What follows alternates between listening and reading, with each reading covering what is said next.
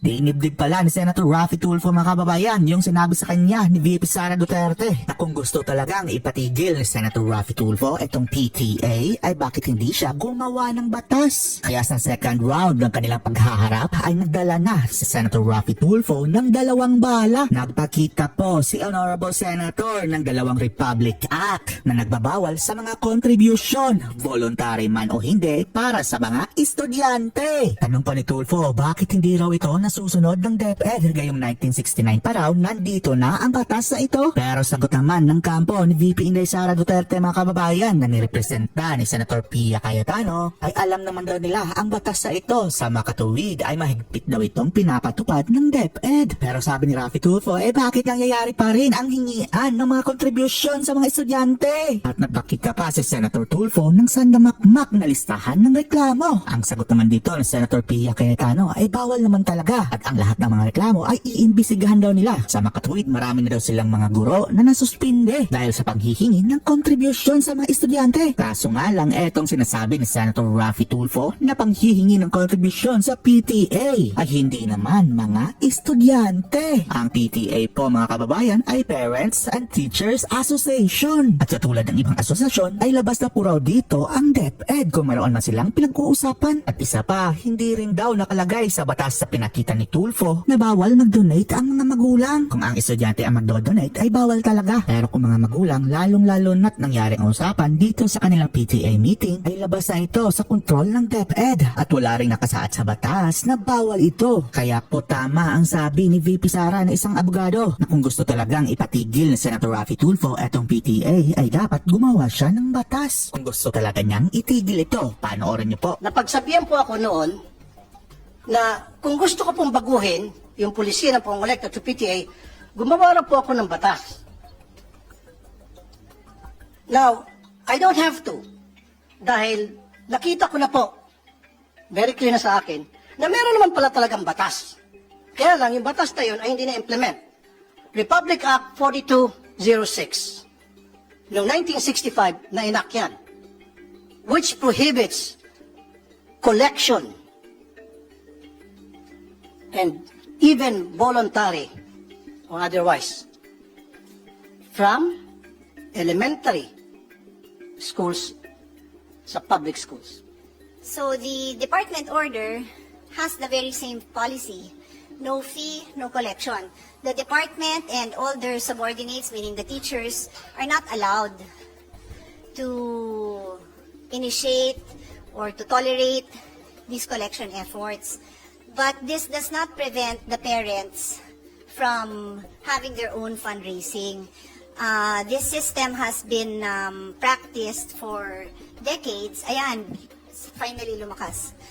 This system has been practiced for decades and it has been a private initiative of the parents that has allowed many projects to see the light, no? Anything from gate, fencing, gardening, events. It's a PTA initiative, and I think that's why it was mentioned that if there is a desire to change that policy, there must be a law, because currently the DepEd order is consistent with the existing law mentioned by His Honor. Okay, Mr. President, may I ask the good sponsor kung sabihin niya sa akin yung bang department order na yon at saan po doon sa dalawang batas na binanggit ko, RA 4206 and RA 5546, alin doon na nagsasabing pinapayagan na mangolekta ang mga eskwelahan o mga magulang para sa kontribusyon sa eskwelahan. Can you please show it to me? I'll go back to what the Republic Act states. It prohibits collection and contribution from students. And so the policy of DepEd has been to allow the PTAs to follow their own guidelines wherein contributions among the parents are allowed. So to be clear, just to be clear, Mr. President, importante po na maliwanag yung pagsagot ko sa napakamahalagang tanong ng ating kasamahan. bawal talaga ang pagkolekta sa estudyante, and that is being honored by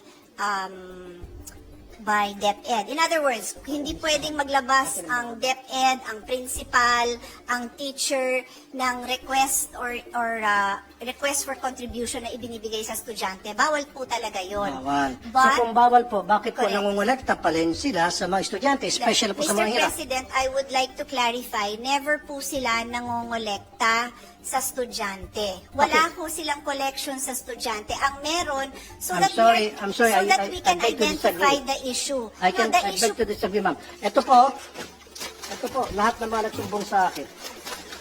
sir, the These are issue, the students, I don't these are the list of parents na nagsumbong sa akin, iba't ibang eskwelahan sa buong Pilipinas, na kung saan sila po ay sa pilitang kinukolektahan ng mga electric fan at kung ano pang mga gamit sa eskwelahan, na meron man pong budget sa MOE ang DepEd for those things. Yes. Mr. President, first of all, may I request that that list is Yes. submitted I'll be so more than that happy to we give it can to you. give it to DepEd, kasi I believe they have committed in the hearing pa lang na any violation po, iimbestigahan naman po nila. They made that commitment po. The only item left for the discussion on the floor right now is yung authority mismo ng PTA. So any direct contribution o collection sa estudyante, talaga hong iimbestigahan nila. So, tama, ang pagkaintindi ko, Mr. President, sa issue is, so si PTA ba pwedeng mangolekta?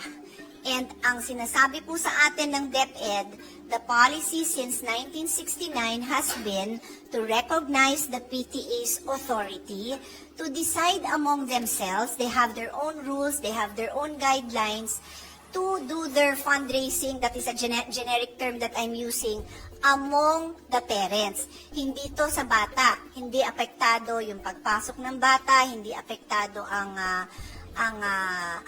grade ng bata. Bakit ginagawa ng parents yun? Kasi kulang ang pondo. The fact that there is no provision that expressly prohibits the PTA from pursuing their mandate is in itself an accepted principle that there is no violation. It is a rule of statutory construction that what is not expressly or impliedly prohibited by law may be done. So yan ho ang ating statutory constructions when it comes to prohibited acts. So pag sinabi po natin bawal ito, then we need to produce that law that prohibits it. And so we do have yung dalawang RA na binanggit naman ng ating kasamahan. Meron nga hong RA na nagbabawal. Yes. But that is why I have been repeatedly explaining that since 1969, ang implementation ng ating DepEd dito, they believe that they have been implementing this in the true spirit of the law na nagsasabing bawal mangolekta sa bata. They cannot collect contributions from school children, students, and teachers. Yun ho ang specific wording of the law. Ito pa po, para sa kalaman ng marami. Kuminsan, pinapahiya pa po yung mga estudyante. Nagkakaroon po ng group chat. Nakalista doon sa group chat, sino-sino yung mga nagbigay at sino-sino pa hindi nakapagbigay. So yung mga hindi nakapagbigay, peer pressure is either gagawa ng remedyo para makapagbigay, masama sa listahan, matanggap ng grupo, or hindi na lang papasok kasi napapahiya sila, magda-drop out na lang. Sayang yung feeding program. So, what I'm trying to say here, Mr. President, napakasimple lang naman eh. Okay na may PTA. In fact, wala akong against it sa PTA. Use it properly. Dapat yan, talagang nababantayan ng DepEd. Dapat yung PTA, gamitin lamang yan para pag-usapan po yung pong mga problema ng mga estudyante at mga guro. The policy of DepEd is very clear. They have a no toleration policy on the collection from students. So, itong huling mga nabanggit ng ating kasamahan na yung mga estudyante, nagko-collect, paulit-ulit din na sinasabi sa akin ni Vice President, DepEd Secretary na No, they will not tolerate that and they commit to invest. Ng PTA. Ang nangyari po kasi sana, ang request ko, pagsabihan niyo po, pag meron pong PTA meeting, dapat wala na pag-uusapan na tungkol sa contributions. Dapat ang pag-uusapan lang po sa lahat ng PTA meeting, i-require niyo po, ay tungkol lang po sa academic performance ng mga estudyante o yung mga problema kinain ng mga estudyante, period. Kasi ang nangyari, tuwing PTA meeting, 101% ang unang agenda sa meeting na yan, and I have proof from parents and even teachers, na ang first agenda tuwing magkakaroon ng PTA ay project. Ano ang pwede natin magawang project sa eskwelahan? Repair para sa CR. Varnish para sa silya na nasisira na. Bili tayo ng chalk, bili tayo ng floor wax, bili tayo ng ganito, ganon, ganon. Ang mga estudyante na walang pang contribute, kuminsan pinapahiya pa, nilalagay pa po sa group chat. Ito, nag-contribute na si Juan, si Mario, si Pedro. However, si Rolando hindi pa nag-contribute, si Pet hindi pa nag-contribute, so napapaya yung mga hindi pa napapag-contribute, na napipressure po, in some cases, itong mga magulang, baka natututo pang magnakaw para hindi lang mapaya yung kanilang mga anak. And meron po akong proof tungkol dyan. And in fairness po sa inyo, this has been going on for many years. Even as far back as yung administration pa po, I can remember Brother Armin Luistro. In fact, nag-away pa kami on air niya sa Wanted sa radyo because ayaw niya maniwala hanggang sa pinadalaan ko siya ng mga reklamo and nakita niya po na talagang valid and then nag-issue po siya ng memo na stop na yung contribution, voluntary contribution. After a few months, nagsibalikan din po hanggang ngayon. So is there a way na talagang once and for all, since senador na po ako, because I promise na once ako'y maging senador, I'll put a stop of this nonsense. Nung ako po'y wanted sa radyo na broadcaster, of course wala po akong magawa, all I can do is call the authorities and tell them, hey, we have complaints pertaining to this and that. Now that I'm senator, and they elected and voted me para mabigyan solusyon ng problema ito na mga magulang mag-aral, I have to do something to put a stop to these problems once and for all. Can you guys promise me na mahinto na to para ako po'y maging supporter ng inyong budget at hindi ko po kontrahin. Humingi kayo ng 1 trillion pesos for all I care. Kasi alam ko kailangan po ang maayos na budget para sa DepEd. And I firmly believe na kailangan talaga ng DepEd ng pinakamalaking budget among all other agencies because we need to give quality educations to our poor na mga kababayan. Because I believe in who he was less in life, should have more in law. So, dapat sa ating batas, bigyan po ng magandang edukasyon, bigyan po ng magandang serbisyo ang mga mayor nating kababayan. Dito lang po sana sila mga kabawi. And I agree, dapat pabawiin natin sila sa pamagitan ng pagbigyan ng quality education. Pero how can we give these students quality of education kung kulang-kulang? And then, we're teaching these kids to be corrupt when they grow up. How and why? Because they know, and they knew, na yung paghihingi sa kanilang contribution ay pangingikil. Sir, So pag lumaki po itong mga estudyante, makikita nila na okay lang pala yung mangingikil kasi si teacher nangingikil sa amin. So paglaki nila, there's a possibility na baka mangingikil sila. okay. Senator Tulfo, your time is up, no? You've been informed that your time is up. You've responded, but kindly respond again. Yusek Escobedo. Madam Chair, Your Honor, number one, you asked the question on how you can help. Paano kayo makatulong na senator na kayo ngayon? Pwede po kayong gumawa ng batas na ipagbawal po ang voluntary contribution sa mga PTAs. And then, pwede po nating i-implement yan. May penalties po yung teacher or parent na mag-insist na merong voluntary contribution. Ang mga PTA po, just like all the other associations, are guided by the majority. Kung ano po yung desisyonan ng majority doon sa kanilang association, yun po yung nasusunod. Now, it is a voluntary contribution. Ibig sabihin, hindi po pinipilit yung mga estudyante o yung mga magulang na mag-contribute kung yun man ang nadesisyonan na project ng PTA. Marami po tayong mga stakeholders na iba-iba po yung projects nila sa ating mga paaralan. Hindi lang po mga PTA, but we have NGOs, we have private sector donors who partner with our public schools sa mga specific na projects nila in certain schools. Ganito po din yung ating mga PTA. Pinag-iisipan po ng teachers and ng parents kung paano sila makatulong sa eskwelahan para sa pag-aaral ng mga bata. But then again, as I said, these are voluntary contributions.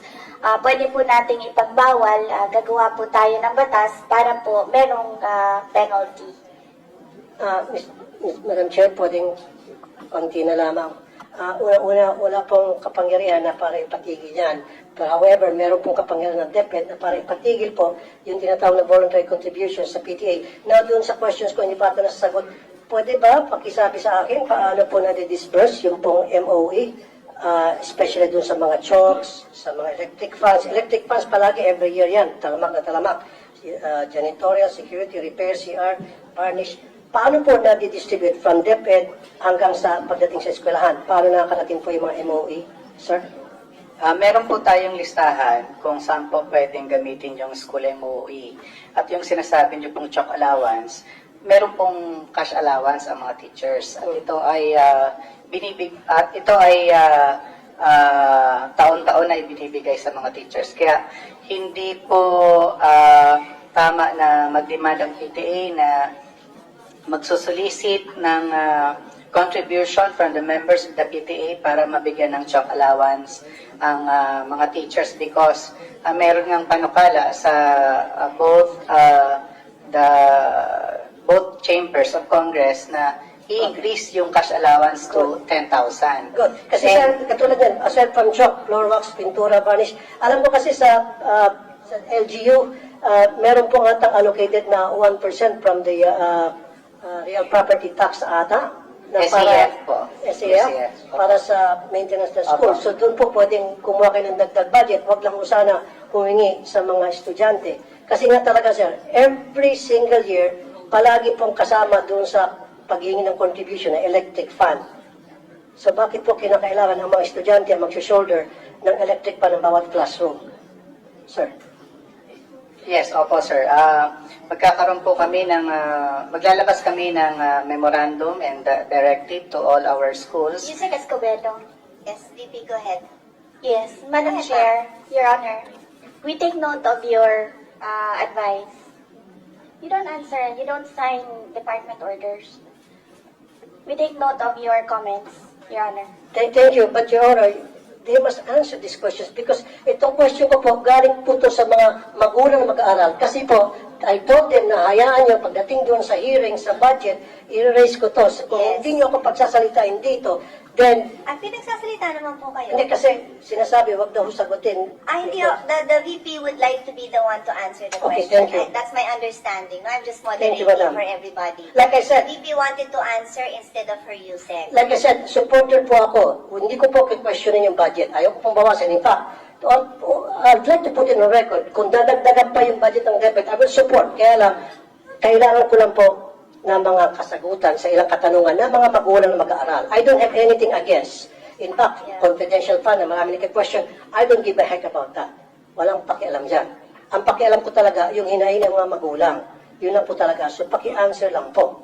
Kung sino sa gusto If I may, Senator Rafi, the Secretary took the floor earlier and responded that ang suggestion po niya, and correct me if I'm wrong, my understanding from the Secretary is that she said what you could do, because you were asking what you could do now that you're a senator, is to pass a law that would prevent that. Because as far as DepEd is concerned, they have already issued the memorandums that prohibit contributions. Pero yung gustong gawin ng PTA, ng parents, my understanding is that's out of your hands. No, that's out of your hands what the PTA would like to do. Although, I think maybe an assurance that hindi nyo naman ini-encourage talaga yun, di ba? It's not encouraged, it's not, you cannot, they do not mandate it, they follow that. That's my understanding. Madam Chair, okay, ano kaya tuwing magkaroon ng PTA meeting, nandoon po yung taga-DepEd para i-monitor yung proceedings ng meeting, para pagsabihin ng DepEd, hey, meron na kami memo dyan na bawal ang pag-uusapan ng project, umayos-ayos kayo, ang pag-uusapan nyo lang academic performance ng estudyante.